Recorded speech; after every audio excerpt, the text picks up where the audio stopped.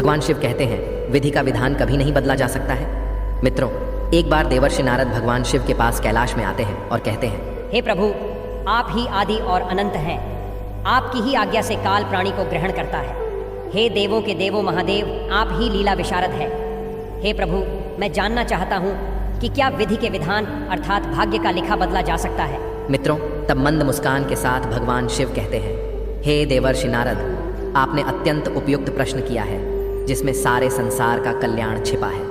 हे नारद, आपके इस प्रश्न के उत्तर से पूर्व मैं आपको एक कथा सुनाना चाहता हूँ। तब देवर्षि नारद कहते हैं, हे प्रभु, अवश्य मैं कथा को पूरा ध्यान से सुनूंगा।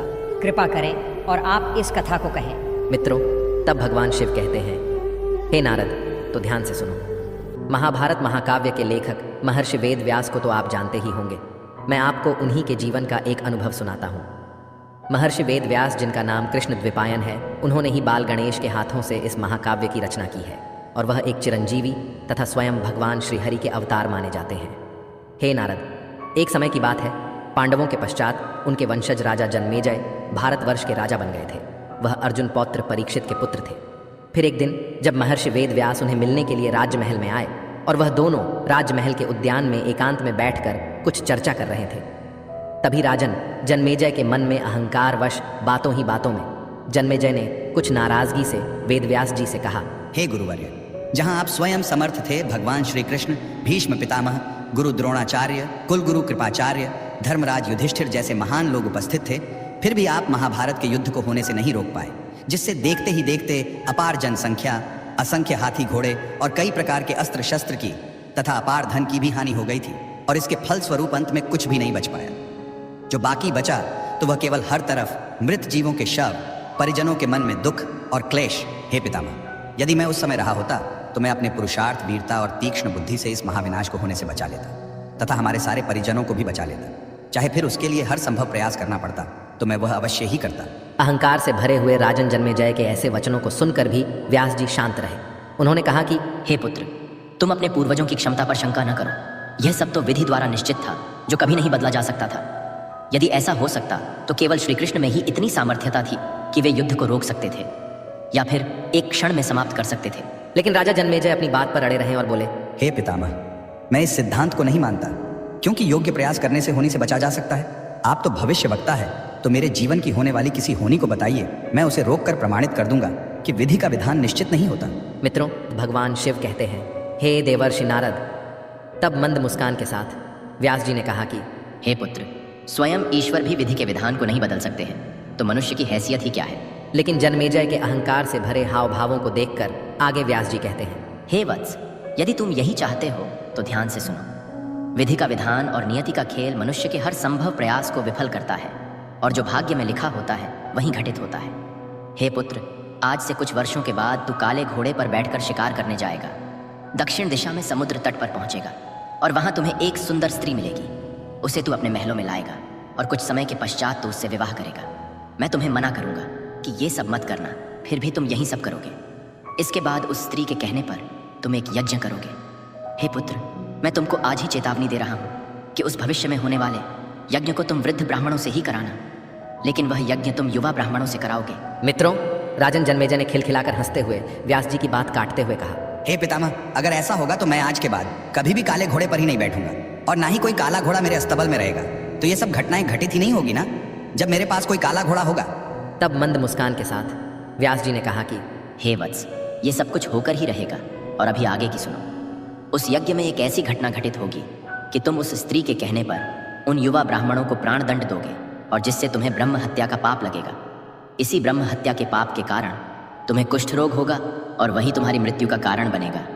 हे राजन, अगर तुम अपने पुरुषार्थ, वीरता और तीक्ष्ण बुद्धि से इस घटनाक्रम को रोक सको तो रोक लो। इतना कहकर व्यास जी वहां से चले गए। मित्रों, वेद व्यास जी की बात सुनकर जन्मेजय ने एहतियातवश शिकार पर जाना ही छोड़ दिया, परंतु जब होनी का समय आया तो उसे अचानक ही शिकार पर जाने की बलवती इच्छा हुई। तब उसने सोचा कि चाहे कुछ भी हो, मैं काला घोड़ा नहीं लूंगा। पर उस दिन उसे अस्तबल में सबसे तेज और शिकार के योग्य काला घोड़ा ही मिला। तब उसने सोचा कि चलो ठीक है, काला घोड़ा ही सही, पर मैं दक्षिण दिशा में नहीं जाऊंगा। ऐसा विचार करते हुए राजन घोड़े पर आरूढ़ होकर उत्तर दिशा की ओर निकल पड़े। परंतु कुछ ही समय में गहरे जंगलों के बीच में वह घोड़ा अनियंत्रित होकर फिर दक्षिण दिशा की ओर गया और समुद्र तट पर पहुंचा। जब राजा भी अपने घोड़े के साथ समुद्र तट पर पहुंचे तब वहां पर उसने एक विलक्षण सुंदरता वाली स्त्री को देखा और उसे देखते ही उस स्त्री पर मोहित हो गया। मित्रों, जब जन्मेजय ने उस कन्या से बातचीत की तब वह कन्या भी राजा के रूप और यौवन को देख उस पर मोहित हो गई और कुछ दिन बीतने के बाद वे दोनों एक दूजे के प्रेम में पड़ गए। फिर एक दिन उस कन्या ने कहा कि हे राजन, हमारे गांव के एक साधु ने भविष्यवाणी की थी, मेरे नसीब में राजयोग है और मैं इस राज्य के सम्राट की प्रिय पत्नी बन जाऊंगी। हे प्रिय, चलिए अब आप मुझे अपने राजमहल में ले चलो। अब राजन भी उसके प्रेम तथा सुंदरता पर इतने मोहित थे कि वह उसके बिना एक क्षण भी जी नहीं पा रहे थे। तब राजन ने सोचा कि मैं इसे लेकर महल में तो जाऊंगा, लेकिन चाहे कुछ भी हो मैं इसके साथ विवाह नहीं करूंगा। परंतु समय के साथ साथ जब वे दोनों राजमहल में आए तो प्रेम की लालसा ने राजन को उस कन्या के साथ विवाह करने पर मजबूर कर दिया। मित्रों, फिर एक दिन की बात है। रानी ने राजा से कहा, महाराज, मैंने हमारे दैवत से यह मन्नत मांगी थी कि जब मैं रानी बनूंगी तब एक विशाल यज्ञ का आयोजन अपने पति के हाथों से करूंगी और स्वयं पति के साथ बैठकर यज्ञ में आहुति दूंगी। राजन रानी के इस प्रेम वचनों को मना नहीं कर पाए और उन्होंने यज्ञ के आयोजन का समाचार अपने मंत्रियों को दे दिया। अब रानी के कहने से जन्मेजय द्वारा यज्ञ भी किया गया और संजोगवश उस यज्ञ में युवा ब्राह्मण ही रखे गए, किंतु विधि के विधान अनुसार किसी बात पर ये युवा ब्राह्मण रानी पर हंसने लगे। तभी रानी स्वयं को अपमानित देखकर उन ब्राह्मणों पर क्रोधित हो गई और रानी के कहने पर राजा जन्मेजय ने उन्हें प्राण दंड की सजा दे दी। अब कुछ ही समय के बाद इस ब्रह्म हत्या के फलस्वरूप राजन को कोढ़ का रोग हो गया। मित्रों, अब जन्मेजय बहुत घबरा गया और वह तुरंत व्यास जी के पास पहुंचा और उनसे जीवन बचाने के लिए प्रार्थना करने लगा। तब वेद व्यास जी ने अपने प्रिय की ऐसी गंभीर हालत पर तरस खाते हुए कहा कि हे पुत्र, एक अंतिम अवसर तेरे प्राण बचाने का और देता हूँ। मैं तुझे संपूर्ण महाभारत में हुई घटनाओं का श्रवण कराऊंगा, जिसे तुझे पूरी श्रद्धा एवं विश्वास के साथ ध्यान से सुनना होगा। इससे तेरा कोढ़ मिटता जाएगा।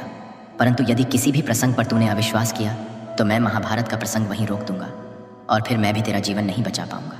यह बात याद रखना, अब तेरे पास यह अंतिम अवसर है।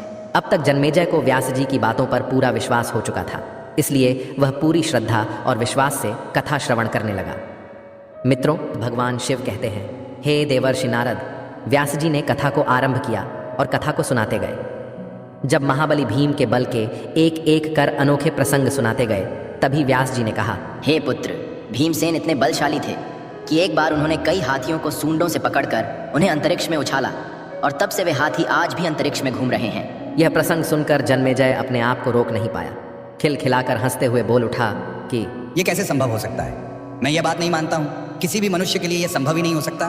तब व्यास जी ने महाभारत का प्रसंग रोक दिया और कहा, पुत्र, मैंने तुझे कितना समझाया कि अविश्वास मत करना, परंतु तुम अपने स्वभाव को नियंत्रित नहीं कर पाए, क्योंकि यह भी होनी द्वारा निश्चित था। इसीलिए तुम इस नाटक के एक पात्र हो। फिर व्यास जी ने अपनी मंत्र शक्ति से आवाहन किया तो वे हाथी पृथ्वी की आकर्षण शक्ति में आकर नीचे गिरने लगे।